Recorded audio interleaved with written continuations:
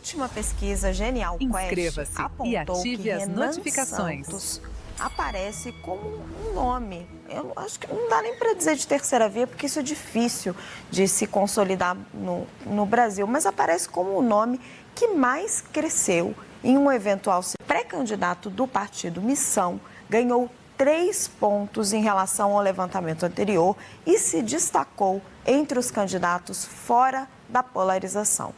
Para da campanha, a gente vai receber agora o candidato do Missão, Renan Santos, a quem eu agradeço a sua disponibilidade para participar aqui do Poder Expresso.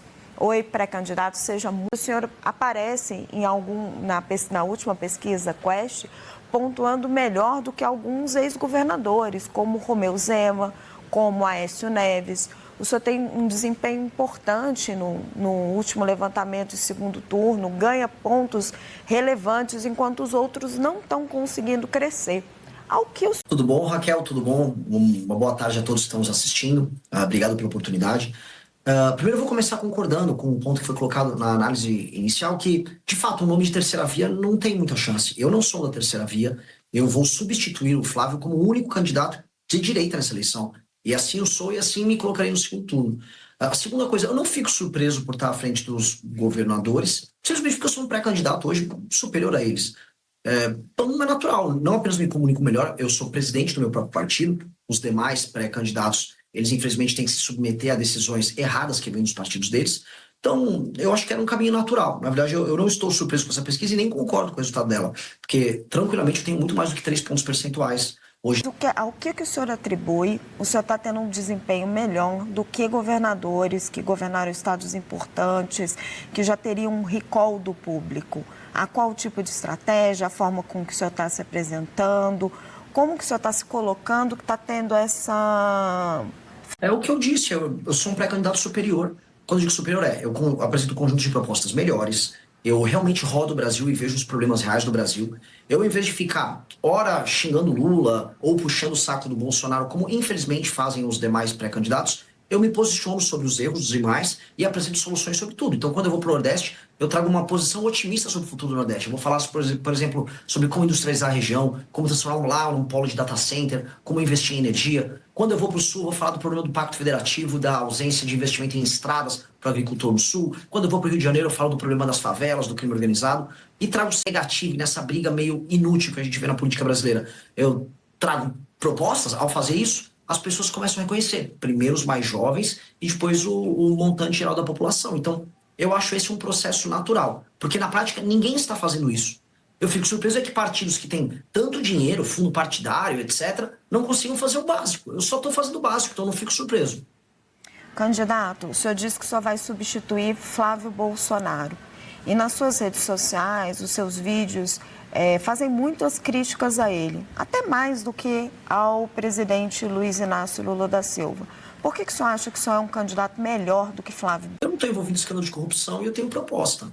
É muito, muito simples. Ao não andar no jatinho voar caro, ao não ter, sei lá, parceiros meus que praticam rachadinha, ao não me envolver com o Bacelar, com o TH Joias, eu me torno uma pessoa, do ponto de vista ético, muito diferente dele. E eu não fujo de apresentar propostas, mesmo quando elas são impopulares. O Flávio fez uma declaração recentemente dizendo que, olha, eu não vou apresentar nenhuma proposta porque eu vou perder voto. Eu não, eu vou falar tudo que precisa ser feito, mesmo que isso me faça perder voto, senão eu seria um estelionatário. O estelionato eleitoral é justamente mentir para o eleitor. Falou que vai fazer A e depois faz B. E sobre bater nele, no Lula, depende do dia. Tem dia que eu vou bater mais nele, tem dia que eu bato mais no Lula. Depende do que cada um... Eu vou chamar os nossos analistas para participar da nossa conversa, candidato. Vou convidar aqui a Vitória Abel. Pré-candidato, a minha dúvida é justamente em como que o senhor pretende atrair esses eleitores de Flávio Bolsonaro, porque tem uma parcela da direita que de fato parece ser fiel à família Bolsonaro, né, ao nome da família Bolsonaro, aquele em torno de 20% a 30% do eleitor que parece que não desiste de votar na família, independentemente de denúncias que aparecem ou não. Como que o senhor pretende conquistar essa parcela do eleitorado, já que o senhor já se vê No segundo turno ou no primeiro, só para qualificar a pergunta? Não, porque o senhor disse que vai substituir Flávio Bolsonaro como candidato da direita, então eu imagino que o senhor se veja no segundo turno. Sim, então no segundo turno, muito simples. Esse eleitor, ele vota contra o PT. Antes de votarem na família Bolsonaro, esse eleitor votava até em candidatos do PSDB no segundo turno, porque o foco era derrotar o petismo, que eles enxergam como inimigo no seu sistema de valores. Eu já derrotei o petismo, por exemplo, durante o impeachment da Dilma Rousseff. E aí basta eu mostrar para essas pessoas que eu sou melhor no enfrentamento ao PT, que eu sou mais vencedor nesse enfrentamento ao PT do que, por exemplo, Flávio Bolsonaro. E aí é uma questão de convencimento deles no segundo turno. No primeiro turno, se essas pessoas que são muito leais à família Bolsonaro quiserem votar no Flávio, elas votam. A questão é que elas sozinhas não são suficientes para colocá-lo no segundo turno. Tanto que o próprio Flávio Bolsonaro mudou a estratégia dele para tentar acenar para outros eleitores. E ele não está... Candidato, boa tarde. Eu queria saber um pouco mais sobre o que o senhor pensa de economia. Caso seja eleito presidente, o senhor defende uma agenda mais liberal? Defende, por exemplo, privatizações, privatização da Petrobras, dos Correios, das estatais em geral? Como que o senhor está fazendo esse programa em relação a... Primeira coisa, o Brasil tem um grave problema fiscal. A pessoa que está me ouvindo em casa tem que entender. Hoje os juros estão altíssimos, muito, muito altos. E os impostos estão altos. E se a gente olha a inflação, ela voltou a subir. Isso gera, basicamente, um empobrecimento geral da população. Isso dá porque o governo está gastando mal, está gastando demais, e a tendência é que as contas públicas estourem. Portanto, eu vou ter que fazer o que todo brasileiro está fazendo em casa agora. Eu vou ter que cortar despesa.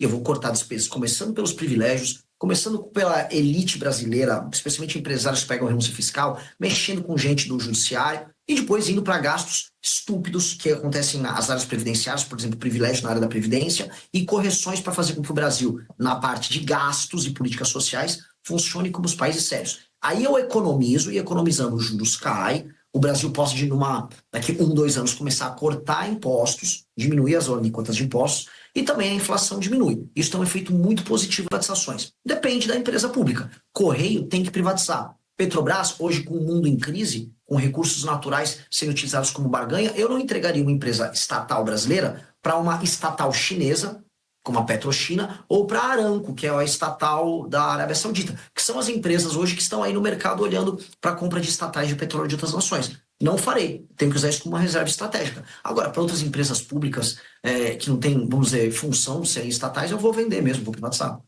A Petrobras seria a única empresa, então? Não, a Embrapa, por exemplo, eu não privatizaria. Candidato, o senhor já disse que é um admirador de Javier Milei. Por quê? Porque o Javier Milei, ele foi muito sincero no processo eleitoral argentino em falar que eles precisariam fazer reformas muito duras e que as supostas políticas sociais que encheram o Estado argentino de gastos não funcionavam e que quebraram a Argentina. E ao falar isso, ao invés de ficar contratando um marqueteiro para enganar o eleitor com palavra bonitinha, ele cativou os eleitores para uma causa. Portanto, ele, enquanto presidente, está representando uma causa, que ele chama de enfrentamento à casta dos políticos e aos gastos exagerados, e ele começou a apresentar os seus primeiros resultados, como queda de inflação, redução do déficit na Argentina, que é absurdo, e começar a apontar, a boas expectativas em termos de crescimento econômico lá. Então eu admiro esse tipo de coragem que ele teve. Acho uma coragem realmente admirável, e eu gostaria que os pré-candidatos do Brasil adotassem essa postura, de falar a verdade, doa quem doer. O senhor tem ideias econômicas muito consistentes, candidato, mas, por exemplo, o seu projeto de desfavelização, como que o senhor financiaria ele? 2 maneiras. A partir do momento que a gente reduz as despesas do governo, o governo pode montar um programa de investimento em infraestrutura que inclua esse processo de desfavelização. O segundo é um modelo de leilão reverso, igual já existem em outros setores da economia brasileira, chamando a iniciativa privada para participar disso. E como? Selecionando as áreas que participariam do Programa Nacional de Desfavelização, primeiro, retirando de lá o crime organizado, e ali você montar verticalização onde é necessário verticalizar, recuperação das habitações pré-existentes se tem como recuperar, criação de áreas comuns, como praças e áreas comerciais, e treinamento, inclusive, para as pessoas trabalharem nessas áreas comerciais próximas, tudo financiado em parceria com a iniciativa privada, de modo a criar bairros funcionais. Com base nisso, e aumentando a capacidade de investimento do Estado brasileiro, a gente consegue mudar essa principal chaga do Brasil. Todo mundo sabe que viver em favela é muito ruim para as pessoas que moram lá. E só, sei lá, artista e intelectual acha bonito. Então, nós vamos enfrentar esse problema e, do ponto de vista econômico, isso vai se tornar uma solução e não um problema. Eu não estou falando em torrar dinheiro num programa que para muita gente é inútil porque tem gente que acha bonito favela. Eu estou falando em algo que vai integrar as pessoas e aumentar a produtividade daquelas pessoas das favelas, porque ao serem tratadas com dignidade, terem um bairro bom para morar, elas vão trabalhar melhor, produzir mais, estudar, porque no fundo elas estão sendo respeitadas como cidadãos. Essa última parte, para candidato, que o senhor falou de retirar, por exemplo, o crime das favelas, a gente sabe que é um problema bastante difícil de se resolver. Muitos diferentes governos, tanto nacional quanto governos estaduais, não conseguiram fazer isso. Como que o senhor pretende fazer isso? E só mais uma pontuação em relação aos gastos, né? Porque o senhor fala de diminuir gastos do governo, mas a gente sabe que boa parte dos gastos hoje são despesas obrigatórias, estão completamente amarradas na máquina pública e até mesmo vinculadas à Constituição. Como que o senhor pretende também fazer isso? Contar com o Congresso também para modificar a Constituição? Com certeza. E começa por aí mesmo. Inclusive, para eu já citar um exemplo do Milei na Argentina, para não parecer que eu estou enrolando alguém com isso, nós já protocolamos a PEC, que é uma PEC de ajuste fiscal, protocolada pelo deputado Kim Kataguiri, está no Congresso Nacional na fase de coleta de assinaturas, e lá nós temos todas essas alterações na Constituição para acabar com certas vinculações e indexações que fazem com que o orçamento estoure. E eu tenho como obrigação convencer o Congresso Nacional a votar isso ainda este ano. Ou seja, venci a eleição em outubro, em novembro e dezembro eu tenho que trabalhar com o Congresso para fazer essa transição. Sobre o processo de desfavelização e enfrentamento ao crime organizado, veja, nunca de fato o governo brasileiro tentou. Desde a redemocratização, desde 88, não há um trabalho coordenado para destruir o crime organizado no Brasil. A gente teve alguns trabalhos dos governadores. Houve o projeto, por exemplo, das UPPs no Rio de Janeiro. Mas as UPPs, do que adiantava você fazer, por exemplo, a ocupação militar da favela, se a continuidade do crime se dava através das legislações brasileiras, tanto de processo penal, leis de execução penal e de código penal, que são frouxas e brandas no combate ao crime. As penas brasileiras são baixas em geral. Também não há um estatuto, né, do ponto de vista jurídico, especial para o membro da facção criminosa. Logo, ser membro de uma facção não torna, por exemplo, um bandido diferente ou muito diferente do bandido comum. E aí isso gera um incentivo para o funcionamento do crime organizado. Por isso que as UPPs no Rio de Janeiro não funcionaram. Não dá para fazer ação isolada, vai ter que ser uma ação integrada com o governo federal, quase entendida como uma guerra contra o crime. Nesse meu ponto, entendida como uma guerra contra o crime, para acabar com os caras de cabo a rabo. E tem que ser isso, de cabo a rabo. Tem que ser pela primeira vez, desde que o Brasil tem a Constituição recente, de 88, um compromisso do governo federal em... Candidato, como acabar com a corrupção? Igual acaba com o vagabundo, o criminoso faccionado. Aumento de penas e fiscalização. O que breca o cometimento de crime sempre é, a certeza da punição e 2, o peso da punição. Se um bandido sabe que ele será punido e que a punição é pesada, ele vai deixar de cometer o crime. Aqui no Brasil, tanto para o crime armado, né, crime, vamos dizer, violento, quanto para o crime do colarinho branco, essas duas coisas são quase incentivadas. Mas ela está enraizada dentro do Congresso brasileiro. Como que o senhor conseguiria fazer isso tendo que lidar com esse Congresso?